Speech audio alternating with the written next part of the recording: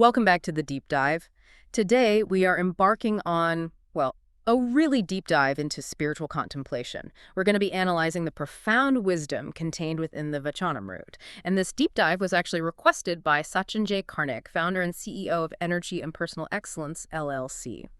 Our mission today is pretty clear. Take these profound, sometimes ancient concepts, analyze them in detail, and make sure that by the time we finish, you have a solid grasp of the core philosophy. We'll be defining every key term along the way. Absolutely. And it's important to understand right from the start, we're engaging with a text that carries immense spiritual weight. It's not viewed simply as, a historical religious document. It's revered as Paravani. Paravani, can you explain that? Divine speech. The introductory discourse we're looking at, the source material, makes this very careful distinction. It notes that the capacity to even attempt an exposition on this material requires a pretty high spiritual capacity. Okay. In fact, the speaker in our source began their session by seeking krupa, exactly grace, from the lineage of gurus and sages. And that tells you something instantly. It tells you the text is considered active, sacred, and, well, fundamentally transformative. We're basically looking at a blueprint for accelerated spiritual evolution. That sets the stage perfectly. So before we navigate the really high-stakes metaphysics, let's ground ourselves in the text itself. Let's unpack the Vachanamrut. What's the essential definition, and what's the nature of its composition? Right. Well, the name itself holds the key. Vachanamrut. It's a composite word. Vachan means words or spoken discourse, and Amrut means nectar. Nectar, so nectar of divine discourses. Literally, yes. The nectar of divine discourses. Now, when we talk about nectar, this concept of amrut, we need to fully appreciate it in this context, right? It's not just a reference to something sweet or pleasant. It's something far deeper in classical thought. Oh, absolutely. You've hit on a crucial point. In the context of ancient Indian spiritual tradition, Amrut is the ritas. It's the true nectar of immortality. Immortality. Yes, the spiritual substance that grants not just, longevity or some temporary bliss, but eternal liberation. Moksha. Wow. So the title itself implies that these words aren't just descriptive theology. They are themselves seen as a direct instrument of transformation. They possess the power to liberate the soul permanently. And who spoke these words? These discourses were spontaneously delivered by Sajjanand Swami, whom devotees know as Bhagwan Swaminarayan, and they were compiled over approximately a 10-year span during his time on Earth. A decade of spontaneous talks, captured and edited into a foundational scripture. Now, that logistical challenge, it raises an immediate historical point, doesn't it? Our source discusses a dual administrative structure that Sajjanand Swami established, which actually led to two versions of the text. That's correct. Sajjanand Swami established two principal seats, or gadi, to manage the spiritual and administrative affairs of his, rapidly growing movement. These were the Vadtal Gadi, associated with the Lakshmi Narayan Dev Temple, and the Ahmedabad Gadi, associated with the Nar Narayan Dev Temple. Okay, two Gadis, Vadtal and Ahmedabad. Right. And this administrative structure directly impacts the published canon, the collection of texts. So how does that look in terms of the text count? What's the difference? Well, the Vadtal Gadi publishes the core Vachanamrut Granth, which contains 262 discourses. That represents 262 separate days of talks. 262, got it. The Ahmedabad Gadi, however, follows what's known as the Acharya Parampara and publishes 273 Vachanamruts. They incorporate an additional 11 discourses that were primarily spoken when Sajjanand Swami was residing in Ahmedabad. Okay, so that's the 11 extra ones. And this is the historical point where some controversy arises, right? We need to be careful here, report neutrally. What's the nature of the disagreement about those 11 additional talks, sometimes called the Vachanamrut? Right, the Vachanamrut, meaning additional Vachanamrut. The really crucial point is that the text of the core 262 discourses is identical across both administrations. Okay, so the main body is the same. Exactly. The language, the meaning, that's universally accepted. The disagreement centers purely around the formal inclusion of those 11 additional talks within the primary canon. So it's about canonization, not doctrine. Pretty much.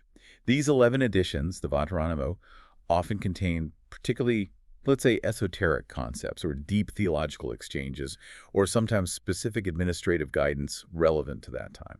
So maintaining impartiality, how did the different groups handle this? Well, to maintain strict impartiality, we have to note that some organizations affiliated with Vadtal might either omit the 11 entirely or maybe include them just as an appendix, keeping that original 262 count as the definitive text.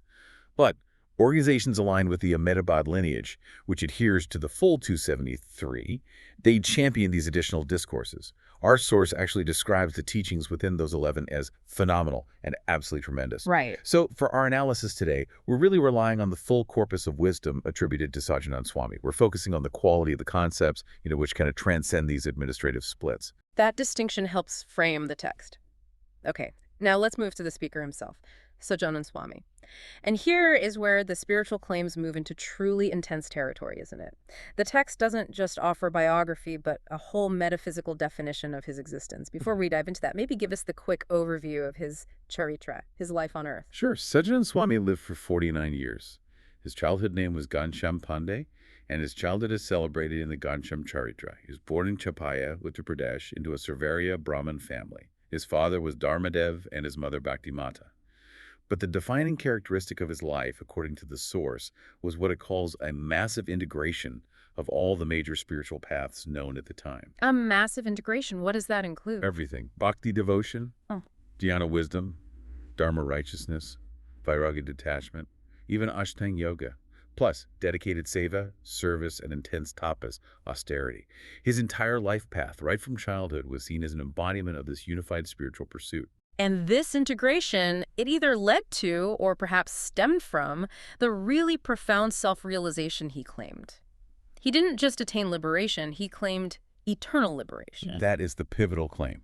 Absolutely central. Right. In the discourse, Vachanamrut Gadhara Pratham 18, Sachin Swami made the specific statement, I am Anadi Mukta. Anadi Mukta. Okay, we need to break that down. Those terms are essential, right? Completely essential to understanding the unique theological framework here. Anadi means beginningless, without a start point, eternal. And Mukta means a liberated being, one who has broken the cycle of samsara, the cycle of birth and death. So, Anadi Mukta, eternally liberated being, but what does that really imply about his manifestation, his being born? It implies that his realization wasn't attained in this lifetime, or even in any previous lifetime, because, well, according to the claim, there was no binding previous life. He stated, and this is a direct quote concept, before I entered the womb of the mother, I had already realized. And that he maintained constant unbroken realization of the Atma, the true self, and the Akshara Brahma, the divine abode, or perhaps the prime devotee of God. This is a qualitative difference from a standard mukta who, attains liberation during or after a period of struggle against ignorance. So for Sachin Swami, manifestation was a conscious choice, not driven by karma. Exactly. Not a karmic necessity. This directly challenges the general understanding of human birth, doesn't it? Most people, most souls, are born into the material world because of, well, spiritual debt or ignorance, embodied in what's called the causal body. How does the Anadi Mukta bypass this binding mechanism? That's the core question. The individual soul, the Jivatma, is typically bound and reborn repeatedly due to the Karana Sharira. The causal body. The causal body, like the final layer of spiritual baggage. You can think of it like that. It's the final, subtle layer of spiritual residue, the collection of Vasana's residual desires and the subtle block of Mahamaya, which is the deep engulfment in ignorance. If you picture the spiritual journey, the causal body is like the anchor chaining you to the material ocean, to samsara. So if the causal body dictates that all souls entering samsara must be bound, the question addressed by the Vachanamrut is profound. How does an Anadi Mukta enter the world without that anchor? It does sound like a theological impasse, right? Yeah. Unless you introduce a factor that can override these material laws. And that factor is It's explicitly stated as krupa, divine grace. grace. An Animukta doesn't manifest by the compulsion of karma, but by the grace or the direct will of Paramatma, God. They are understood to live in a realm entirely outside the constraints of samsara and prakriti. Okay, we've used two critical terms there, samsara and prakriti. Let's clarify their relationship to the universe we perceive. Right. Samsara is that cycle of material existence, birth, death, rebirth, as perceived by our conditioned senses. It's the world we experience day to day. Prakriti is more fundamental. It's the material nature itself, the source matrix of all matter, the three guna sattva, rajas, tamas, and the 24 elements that make up the physical world. So liberated beings live beyond prakriti itself. That's the understanding. They exist beyond material nature. This means the Brahmanda, what we generally call the universe, is contained within prakriti. Tell us about the Brahmanda context mentioned in the source. Okay, the Brahmanda, often translated as the cosmic egg or the universe. Okay. According to these texts, it contains 14 lokas, or realms, 7 higher and 7 lower. 14 realms, like heavens and hells, sort of? Kind of, but more nuanced. Hmm. They include realms like Swargaloka, various heavenly realms, or Maharaloka. But here's the thing. These realms are still considered material, just existing on different vibrational frequencies. And the source emphasizes a really crucial point about them. Which is? These realms are not accessible through physical instruments. So you can't find Swarga with the James Webb Space Telescope. Exactly. Because the telescope, the microscope, all are technology. They're extensions of our material senses. And our senses can only perceive the manifestations of Prakriti. These 14 lokas, they're said to be visible only to rishis, great sages, and realized beings when they enter deep states of trance or samadhi. Through meditation, not observation. Right. So when a realized being leaves the physical body, they're understood to pass beyond this physical Brahmanda into Divya Akash, the spiritual or transcendent space, which exists entirely outside of material nature. Then Adimukta descends from Divya Akash into the Brahmanda as an act of grace, knowing full well they're just visiting, not bound to it. That sets up the distinction beautifully. Let's move into part 3, where we discuss these subtle but critical differences in spiritual status. The source distinguishes between a standard mukta and the anadi mukta, focusing on their internal state and realization. Yes, and this distinction is considered vital for spiritual aspirants, for the mumukshu. A mukta, as we said, is one who has attained liberation, free from rebirth. However, when Sajjanand Swami spoke, he suggested that a standard mukta, they might still carry a tinge of the causal body. A tinge, like a faint residue. Exactly. Not enough residue to chain them back to ignorance, but maybe enough of a residual desire or subtle impression that they might perhaps temporarily forget their pure transcendent state when they get deeply engrossed in service or teaching. So they might slip momentarily. It's described more subtly. They might state, for instance, I was never bound, which is essentially true from the perspective of the Atma. But that realization, while true in essence, might have moments of, let's say, subtle clouding due to the influence of Maya. But the anadi mukta maintains constant realization, a state described as vispra. What's vispra? Vispra is constant remembrance, unbroken awareness. The anadi mukta is eternally liberated. So even while performing charitra, their life events, or engaging in lila, divine play, in the physical world, they don't lose their realization for a single fraction of a second. They maintain this simultaneous awareness. I am the Atma. I am the Akshar Brahma. The source used a zoom analogy, right? Yes, it's quite helpful. Yeah. They see the projected image of their body in the material world, like an image on a screen. But their core awareness remains fixed on the reality behind the projection, the source, not the screen image itself. The physical manifestation is just a projection through Mahamaya. Okay. This leads us to why they manifest. If they aren't karmically bound, they must be driven by something else. The text calls this the Mahakaran Sharira. What is this, and how does it compare to the causal body, the Karanashura we talked about earlier? Right, good contrast. The Karanashriya is that causal body of ignorance and, frankly, selfish desires that bind the individual soul, the jiva. The Mahakaranashriya is the great causal body, but the desire here is of an entirely different magnitude and quality. A selfless desire? Completely selfless, overwhelming, transcendent. It's not a desire for personal gain or self-fulfillment at all. It's understood as a desire to help millions of other individual souls, the jivas. Or perhaps even a desire to observe or participate in the mechanism of cosmic creation. It's a desire rooted in pure, unadulterated compassion that acts as the impetus for manifestation, overriding all other material constraints. This comparison, it sounds highly reminiscent of the bodhisattva ideal in Buddhism, doesn't it? Where a being postpones their own final liberation out of a vow to help all other beings. Does the Vachanamrut acknowledge the tremendous risk involved in this selfless choice? It absolutely does. And this is where the discussion turns very, very serious. The source highlights that once any realized being, even one driven by a Mahakaranashriya, takes a physical body and enters the domain of Mahamaya. The sheer overwhelming influence of the three, Gunasattva, goodness, purity, Rajas, passion, activity, and Tamas, inertia, ignorance, poses a constant serious danger. Even the most realized muktas must be incredibly careful. Can you elaborate on how Maya can compromise a realized mind? If they're liberated, how can even a good guna like sattva purity become a dangerous entanglement? That's a really insightful question. Sattva, while obviously the best of the three gunas, still belongs to Prakriti, to material nature. For a liberated being, attachment even to sattva can be dangerous because it can subtly feed the ahamkar, the ego sense. How so? Well, a mukta might become attached to their identity as a great teacher, or as a powerful healer, or as a pure server. This attachment to the role, rather than to the underlying transcendent reality, is described as a slow, insidious form of compromise. They might start prioritizing, say, the organizational structures around their work or the adoration of their followers over their own constant, unbroken inner realization. So the mission can overshadow the source of the mission. Precisely. Sajjan Swami apparently gave examples, citing even great contemporary saints like Muktanand Swami and Gopalanand Swami, stating that even such highly liberated beings could temporarily be subjected to Maya's force if they weren't perpetually vigilant.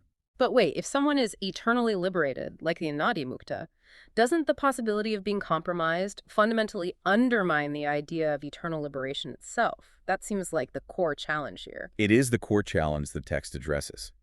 And the distinction of the Anadi Mukta is absolutely key here.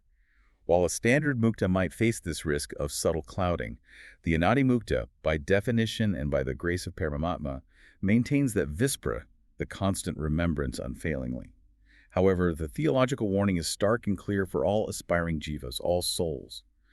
The power of Maya is so tremendous that even advanced spiritual beings, even those driven by the highest compassion of the Mahakarana Sharira, can potentially deviate if not anchored by supreme grace. Okay, so what is the ultimate spiritual degradation that the Vachanamrut warns about if a jivatma does forget its realization and becomes fully entangled again in the material world? This is perhaps the most profound and frankly terrifying warning in the entire discussion we're analyzing. The ultimate failure, the ultimate degradation is described as when the jivatma enters Jadsagna. Jadsagna. Define that for us. Jad means inanimate, inert, and Sagya means body or state of being. So Jadsagna represents the ultimate degradation. The soul entering an inanimate, stone-like body, a state of near total non-consciousness within the material world. Worse than being reborn as an animal or insect. Far, far worse according to this view. Think about the usual cycle of rebirth. Human to animal to insect. That's already considered a downward trajectory, a degradation.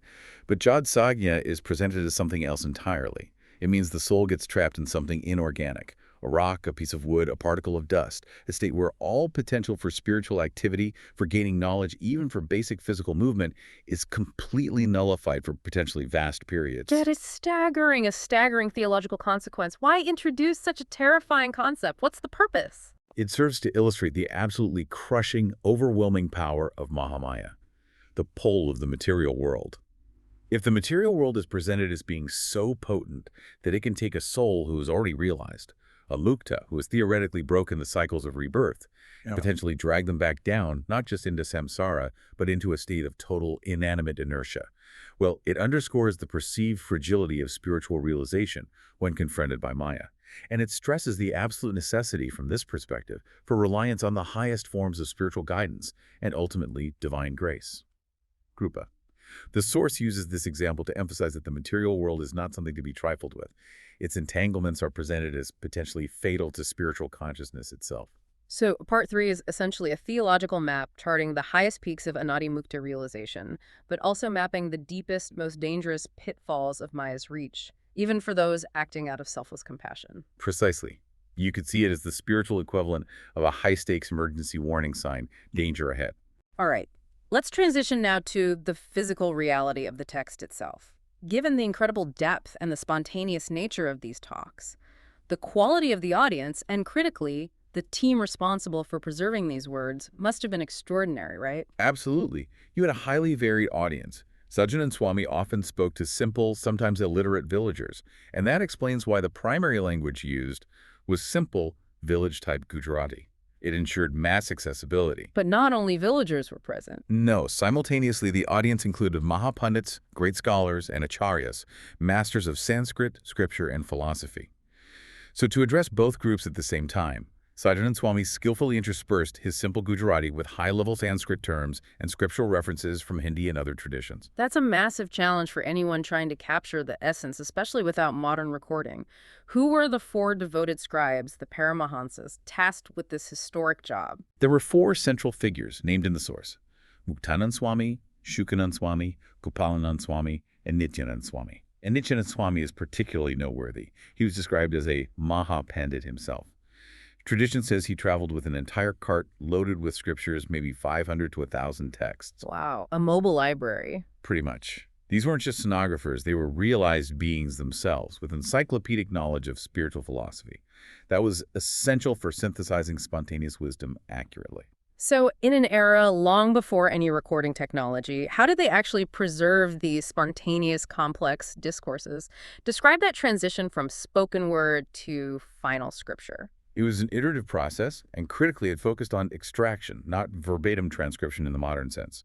The writers produced, apparently, thousands of pages of notes, which they called kacha rough drafts. Gotcha, rough drafts. Right. Since they couldn't possibly capture every single word spoken during, say, a complex 2-hour discourse, Mhm. their focus was on extracting the sar, the quintessence, the core theological meaning, the absolute essence of what was being conveyed. So the goal was preserving the essential truth. Maybe not every single repetition or side comment. Exactly. The goal was preserving the actual language and teachings of Sachin Swami, but focusing on that core essence.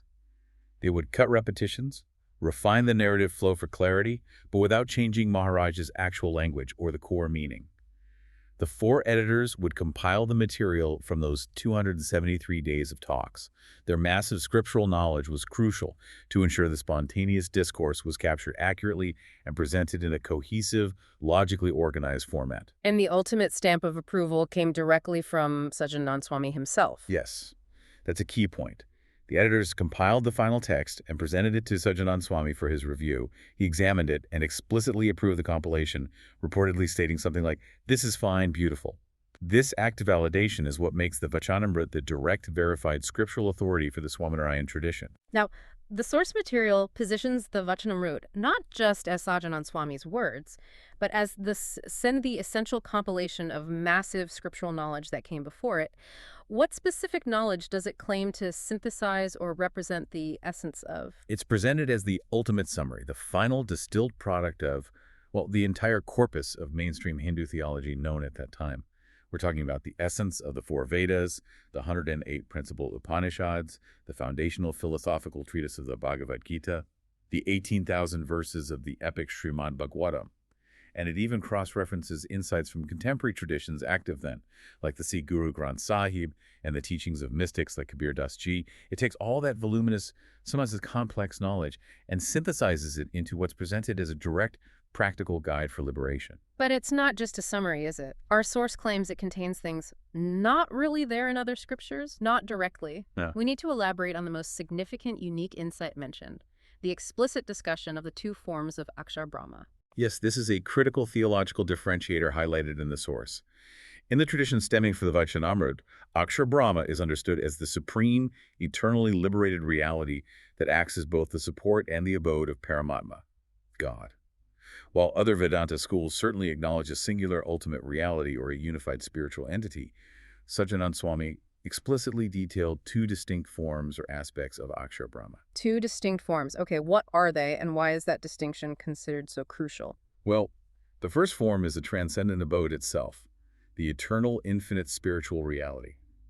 You could think of it as the divine platform, the ultimate source of divine light and bliss, impersonal in a sense. The second form is the personal sagun form, the ideal devotee, or the perfect spiritual servant who always remains in the direct service of Paramatma. Okay, an impersonal abode and a personal ideal servant. Why is making that distinction so vital for the path? It's vital because it provides a much clearer, more accessible goal for the spiritual aspirant, the mumukshu.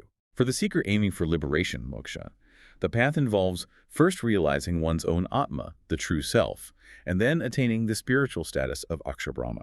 That is, becoming qualified to reside in that divine abode and receive the darshan, the divine sight of God. If the distinction between the impersonal abode and the personal ideal servant is blurred, the path can seem more abstract. The Vachanamrut, by detailing these 2 forms, emphasizes that the ultimate realization is to become like the ideal devotee, the second personal form of Akshar Brahma, and eternally serve God within his transcendental abode, the first impersonal form. This detailed metaphysical framework is presented as the precise blueprint for achieving the highest state of moksha. That contextualization really makes the text seem much more than just a summary. It sounds like a specific, detailed manual for the highest spiritual attainment. Okay, let's move to part 5 then. Why should the contemporary learner, someone listening today, care about this centuries-old text? What is its unique purpose and power now? Well, the text itself makes it clear it's targeted at a specific type of individual, the mumukshu. The mumukshu. We defined this earlier, but let's elaborate on the intensity required. This isn't casual Not interests. at all. A mumukshu isn't merely someone interested in religion or philosophy in an academic way. They are defined as one who has an intense, burning, uncompromising intention to realize the Atma and the Paramatma. They are actively seeking sakshatkar. Sakshatkar, Yeah. direct experiential realization of God. Exactly. Direct, face-to-face realization. They are described as being fundamentally impatient with the limitations and sufferings of the material world. So it's really a manual for the ultra-committed spiritual seeker. What's the fundamental desire that drives the mumukshu, according to this? They're driven by a deep, penetrating realization of the inherent limitations within prakriti, within material nature. They recognize that the material world, this realm of the three gunas, and constant material differentiation, nirupa, the world of names and forms, offers only mixed, temporary, and ultimately fleeting joy. Sajjanand Swami specifically noted, according to the source, that the mumukshu desires a joy that is on a much greater level than something that is offered in the realm of prakriti. They are keenly, painfully aware that the material realm, even at its absolute peak, is temporary and inevitably leads back to suffering. And the Vachanamrut offers not just the philosophy for this path, but also specific divine assurances linked directly to its study. What are the specific divine blessings associated with continuous contemplation of this text, as mentioned in the source? Right, the text itself is believed to carry the power, the presence of the speaker. The first blessing mentioned is a direct promise attributed to Sachin Swami himself. He reportedly promised that if the Vachanamrut is continually studied, reread, and deeply contemplated, I myself will explain to you what it is. Wow, that suggests the text acts as a kind of conduit for ongoing divine guidance. That's exactly the implication. That consistent, dedicated engagement transforms the act of reading into a dynamic spiritual practice, potentially unlocking deeper meanings directly through grace. That is a profound incentive. The guarantee of personal tutelage, in a sense, from the divine source of the text itself. It is, and the second blessing mentioned speaks to its intense transformative power in practice.